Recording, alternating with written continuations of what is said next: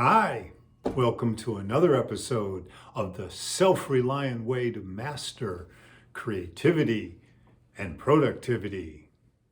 So, in the last episode, we got into some woo-woo. I admit that. The whole philosophy of the Newtonian and energetic model and, trying to get this big picture view of things. But enough of that. Now we bring it down. Time for nuts and bolts. And we're going to start with our first set of guidelines so we can get on with being self-reliant with our creative process. And that starts with Venn diagrams. Isn't that exciting? Venn diagrams. Yes. So a Venn diagram is a diagram of two overlapping circles, each representing a set of ideas, and demonstrates where two different constructs feed off of and clarify one another. The overlap between the two circles in the Venn diagram represents a fluidity and the ability to go back and forth between two constructs. So let's look at our first Venn diagram. And that is how a self-reliant creative process combines Eastern and Western thought. So maintaining a self-reliant creative process combines Eastern and Western thinking. And Western thought emphasizes striving for and tackling all we can, and about desire and go-getting and a single-mindedness. And this is very assisting to the creative process. But viewed solely within that context, projects quickly shift towards unsustainability unless we set boundaries and establish a more balanced mindset. Otherwise, a great many projects get started because we're off and over here and over here and over there, but far fewer get completed. We don't want that. Unless we've discovered that they're not going to go anywhere. And well, in that case, the sooner the better. But we'll get to that point in a forthcoming episode. So Eastern thought facilitates a relaxed focus and a context of being carried along in the journey rather than constantly pushing.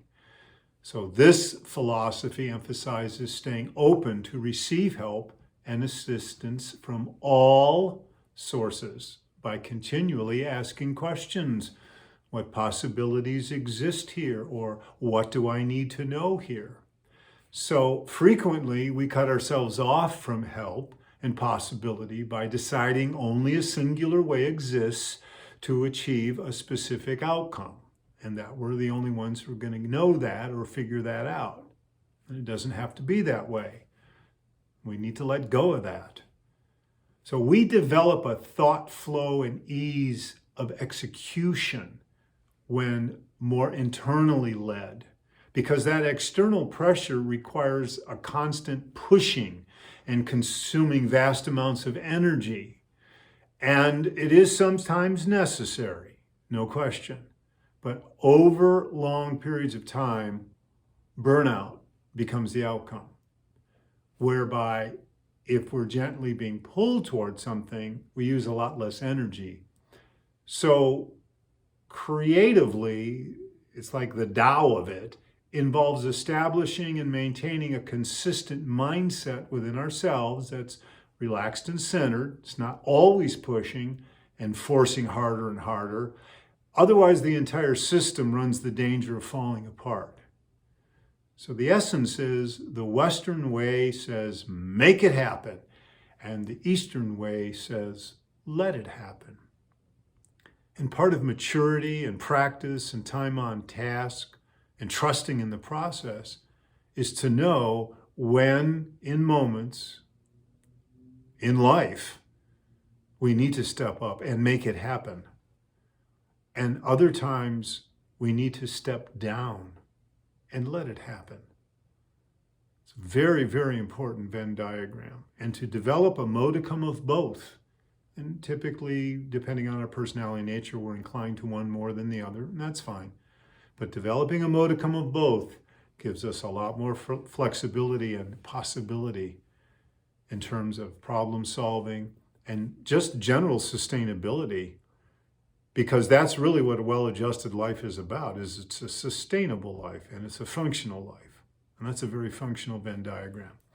So here's another Venn diagram that's very functional, and it's the right and the left sides of the brain.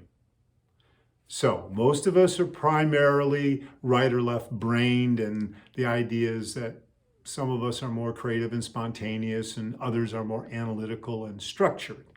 But in the overlap between the two, we actually access both of these sides simultaneously.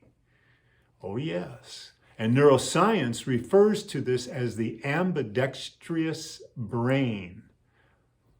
Interesting.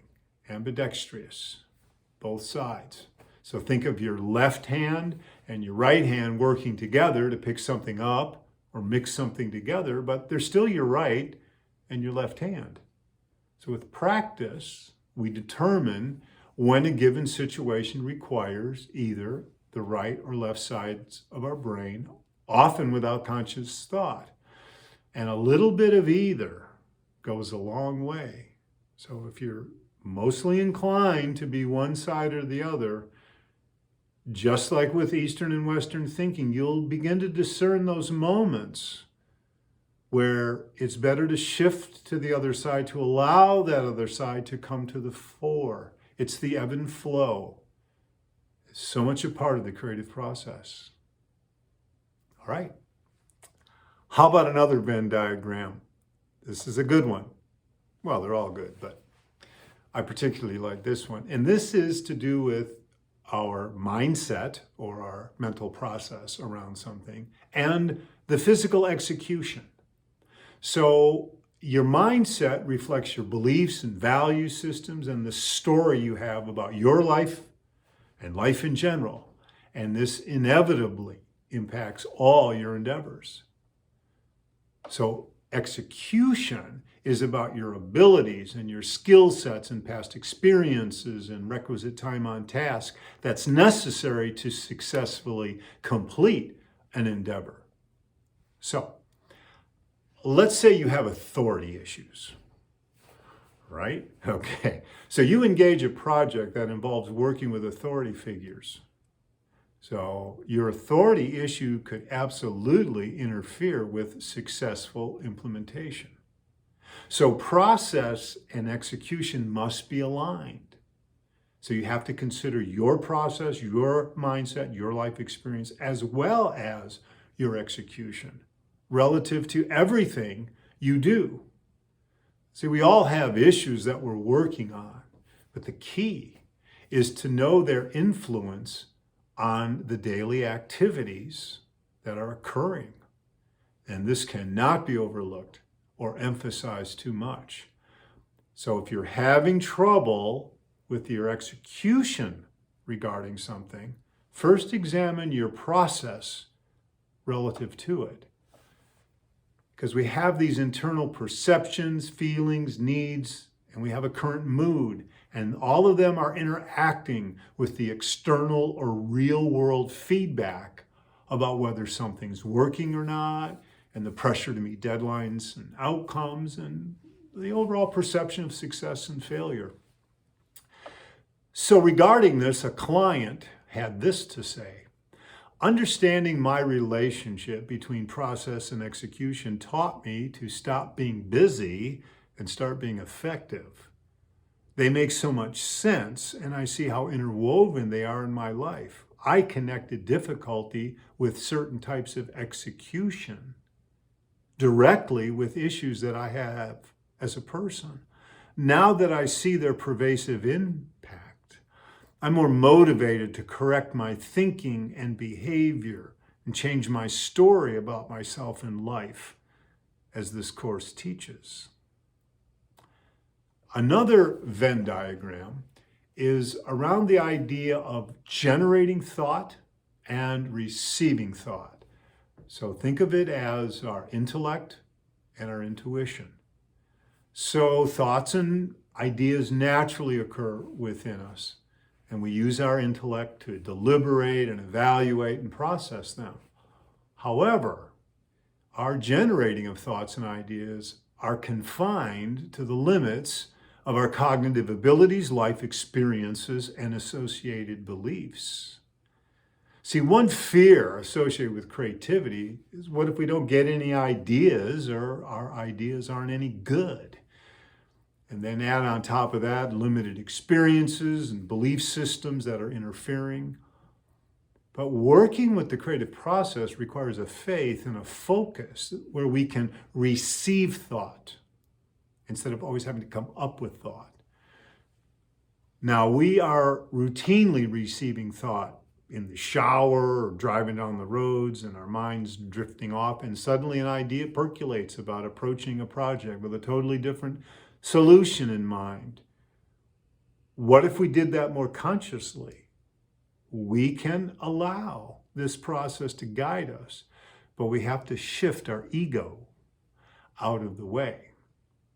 In a sense, we surrender the notion of taking credit for everything.